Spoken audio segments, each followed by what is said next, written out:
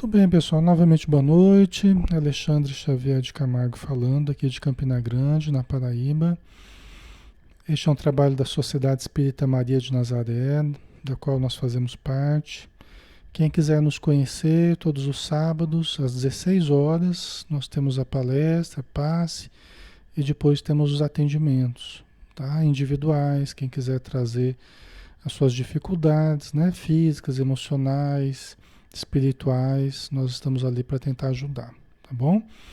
Quem tiver criança também, quiser trazer, durante a palestra nós temos a evangelização infantil, né? Tem lá as professoras que ficam com as crianças, né? Evangelizando as crianças, então isso é bem importante, ok? Vamos lá então? Vamos começar, né? Vamos fazer o nosso início aqui. Estamos estudando o livro Nos Domínios da Mediunidade, né? E nós estamos no capítulo, ainda o capítulo 23, né? Tá? Vamos dar continuidade, né? O estudo da terça-feira, ok?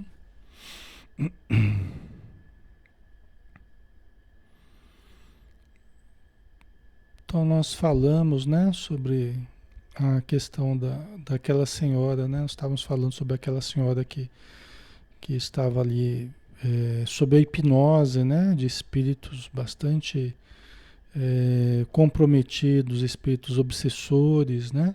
Com grande poder hipnótico, em especial uma certa entidade, né? Que era a pessoa que mais tinha a ascendência sobre ela, mas todos ali em função de vingança, né? São os compromissos que a gente assume no passado, os erros que a gente comete no passado, e acaba se vinculando a entidades que depois vêm nos cobrar, né? Então não tem efeito sem causa, né? Ninguém passa por uma tamanha obsessão do jeito que essa senhora está passando, sem causas profundas no passado, tá? Ok? Então vamos pegar... né? Isso aqui a gente já falou, né? Os espíritos pervertidos no crime, tá? Os vampiros. Ok. Isso aqui acho que foi o último, né? Teve esse aqui também. Tal fenômeno é comum em nosso mundo? Aulus respondeu: muito generalizado nos processos expiatórios em que os espíritos acompliciados na delinquência descambam para a esfera vibratória dos brutos. Aquela licantropia, né?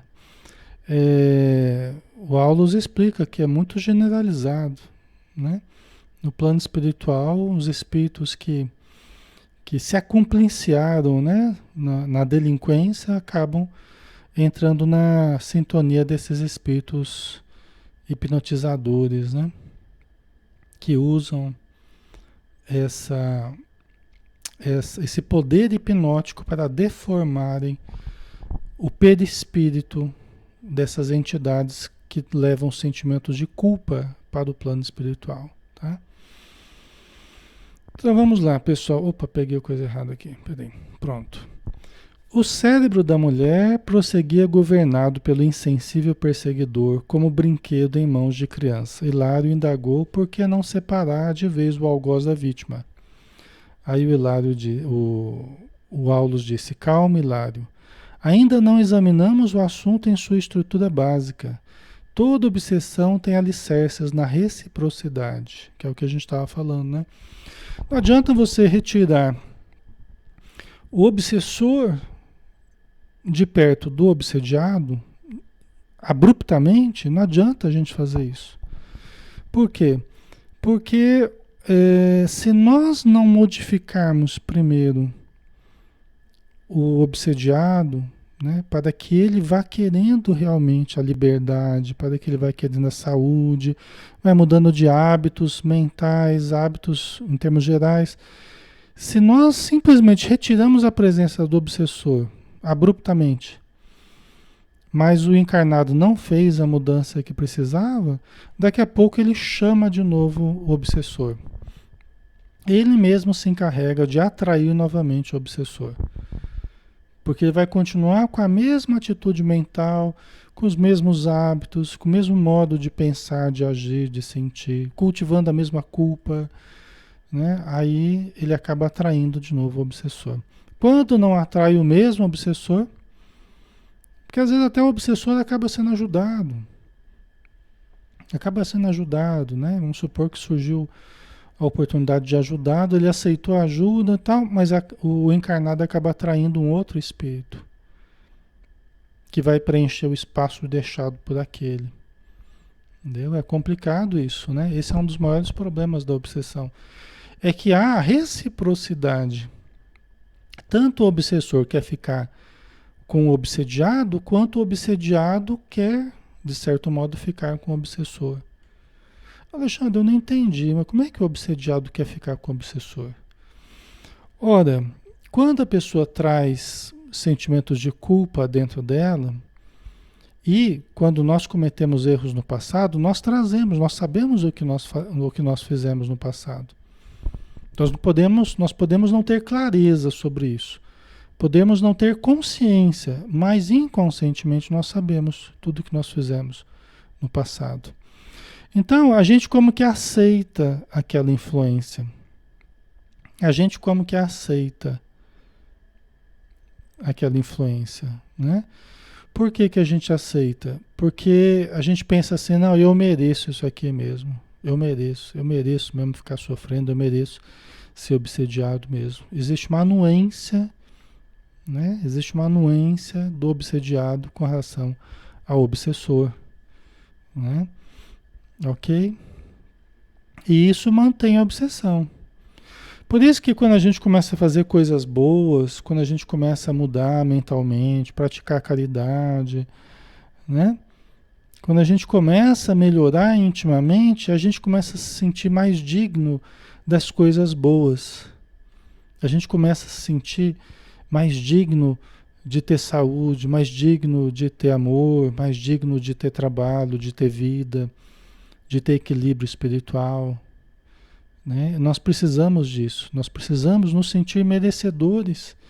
E como é que a gente faz isso? A gente faz isso fazendo bem, buscando bem, gerando bem, né? Estimulando o bem em torno de nós, né? Aí a gente vai se sentindo mais digno da ajuda espiritual, mais digno de termos saúde, né? Certo? A Carmen Moreira colocou, como saber se estamos sendo obsediados, né? Então, Carmen, tem várias formas, né? Mas vamos citar algumas aqui, né? E você sente que pensamentos estranhos aos seus estão sendo sugeridos na sua mente. Pensamentos fixos.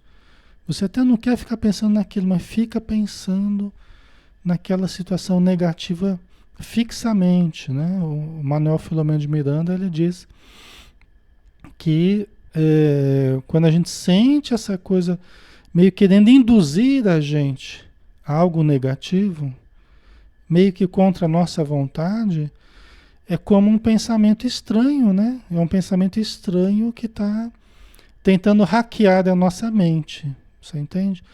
Então a gente já deve ficar de sobreaviso, porque nós estamos provavelmente sob influência negativa, tentando nos induzir à queda, nos induzir ao mal, ao erro, né? Ao desequilíbrio, tá? Mas aí você pode passar por processos de doenças que não encontram resultado, não encontram alívio nas terapêuticas médicas, né? Os médicos às vezes têm dificuldade de fazer o diagnóstico, porque quando entra o fator espiritual, fica muito mais difícil dos profissionais na Terra estabelecer um diagnóstico correto, tanto de problemas físicos quanto de problemas emocionais, mentais, psicológicos, né? Certo? Então, confunde o tratamento. Às vezes a pessoa sai de uma doença, já entra em outra, sai de outra, entra em outra, né?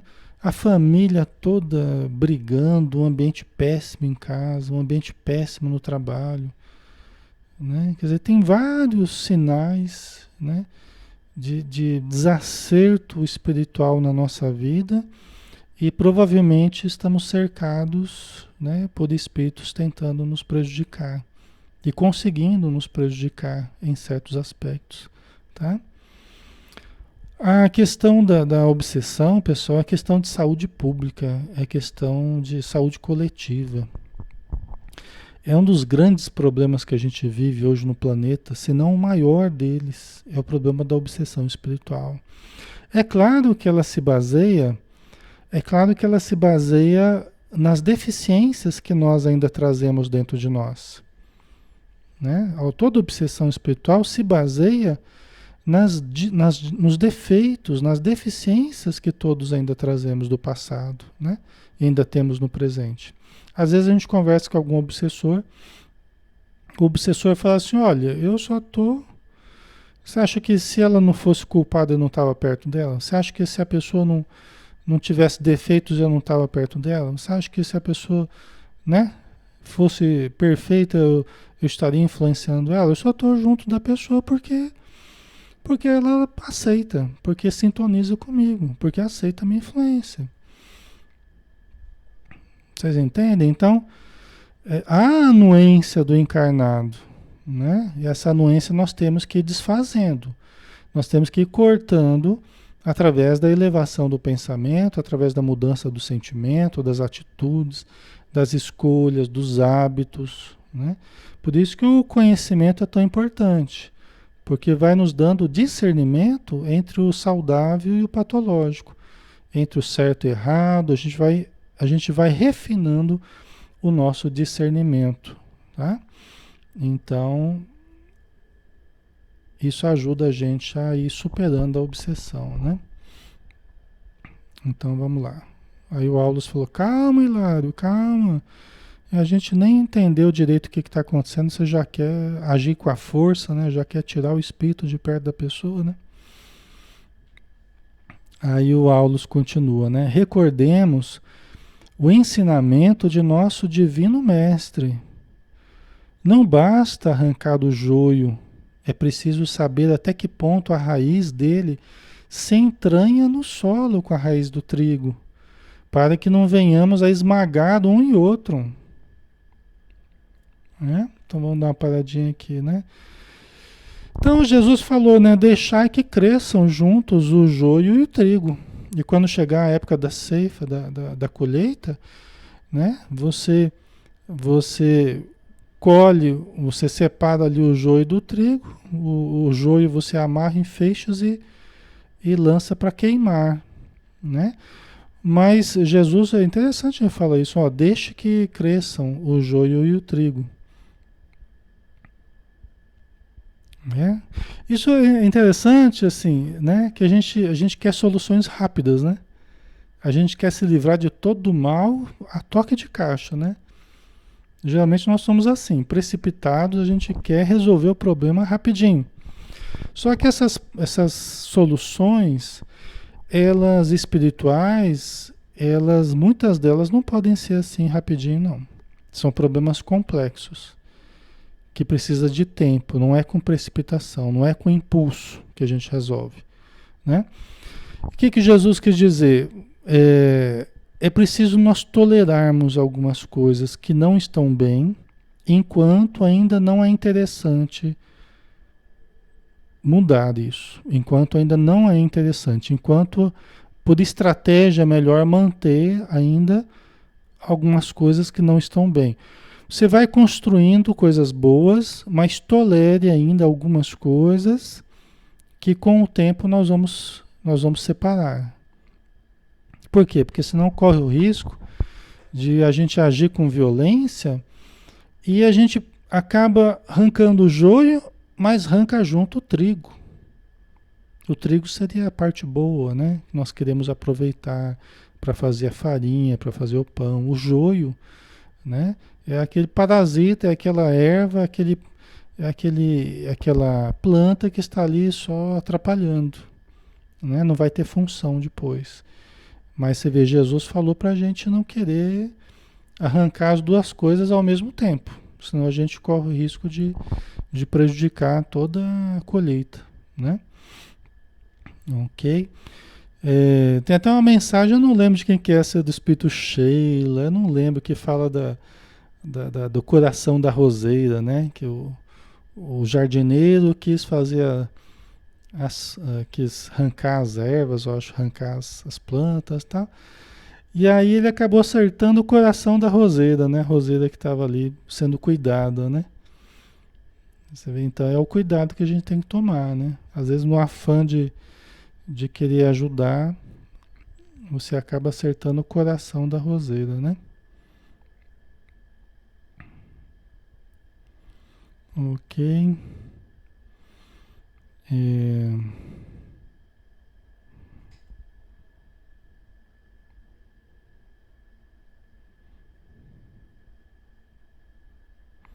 deixa eu ver aqui.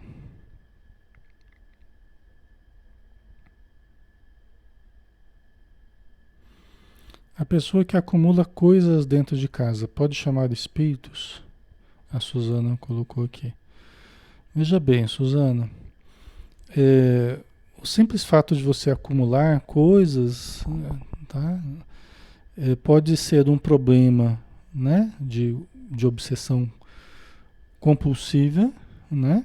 Quem tem essa mania de acumular coisas, né? Tem um transtorno obsessivo compulsivo, né?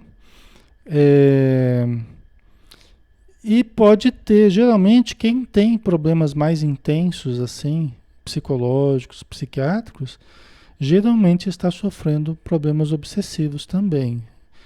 Dificilmente nós encontraremos problemas psicológicos, psiquiátricos mais intensos sem a participação espiritual.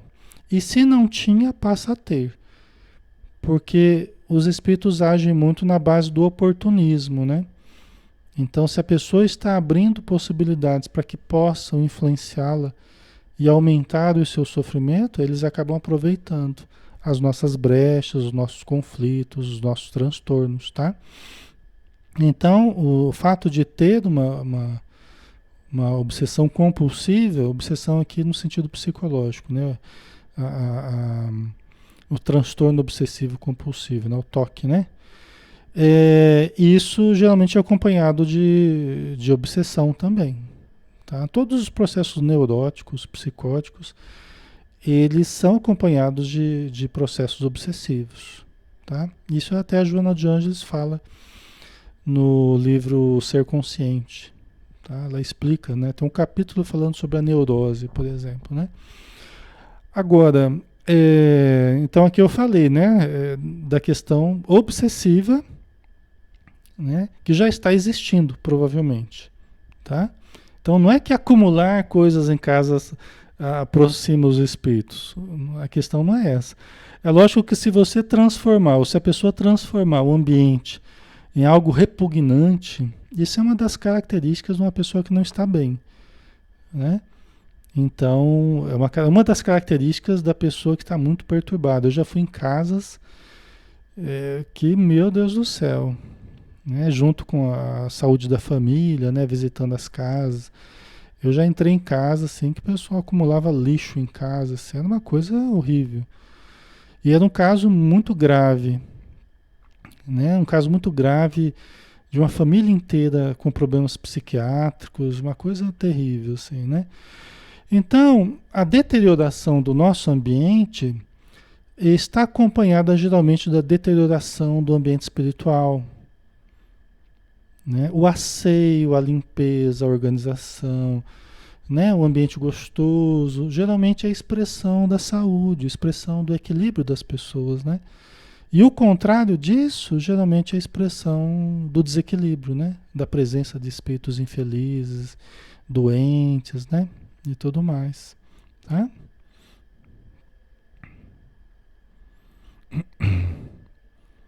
Ok. A Laudelina colocou: sempre passo por crises de obsessão. Será que porque tenho várias mediunidades? Ou será que trago de reencarnações passadas, né? Então, as obsessões são problemas ligados aos nossos erros do passado, né, Laudelina? Tá? E você vem com mediunidade para ajudar a resolver esses problemas que foram gerados no passado, tá? Então a gente vem com a mediunidade para trabalhar com a mediunidade. A gente vem para transformá-la num instrumento, né, para usá-la como um instrumento que ajude a diminuir a obsessão em torno de nós, a perseguição em torno de nós, né, dos nossos inimigos do passado, tá? Então a gente vem com problemas, vem com compromissos, com espíritos bravos com a gente renasce, eles vêm junto com a gente em torno de nós, mas a gente vem com a ferramenta também. A ferramenta para ajudá-los com o tempo. E trabalhando como médium, a gente vai conseguindo socorrê-los. E socorrendo esses irmãos, nós vamos socorrendo a nós mesmos. Com o tempo a nossa vida vai melhorando, vai se equilibrando, a família vai melhorando, os filhos. Por quê? Porque aqueles que estavam pesando no nosso ambiente familiar, no nosso ambiente psíquico, vão sendo auxiliados. Entendeu? Então, o negócio é trabalhar, né? E ajudar, e a gente acaba sendo ajudado também. Tá? Ok? Vamos lá, vamos continuar mais um pouquinho, né? O Aldous aqui, né? Que estava falando, recordemos o ensinamento de nosso Divino Mestre. Não basta arrancar o joio, é preciso saber até que ponto a raiz dele se entranha no solo com a raiz do trigo, para que não venhamos a esmagar um e outro. Né? Não há dor sem razão. Ponto. Não há dor sem razão. Né? E interessante, né, que muitas vezes a obsessão, frequentemente a gente observa que a obsessão que a pessoa está passando está sendo ruim, né? Tá, ninguém quer ver alguém sendo obsediado, eu não quero passar por obsessão, nenhum de vocês quer, mas às vezes aquela obsessão, aquela presença de obsessores está nos controlando de certo modo. Está nos controlando. Né? Está controlando para que eu não me sinta totalmente livre, para que eu não me sinta totalmente bem, totalmente saudável e faça os mesmos erros que eu já fiz no passado.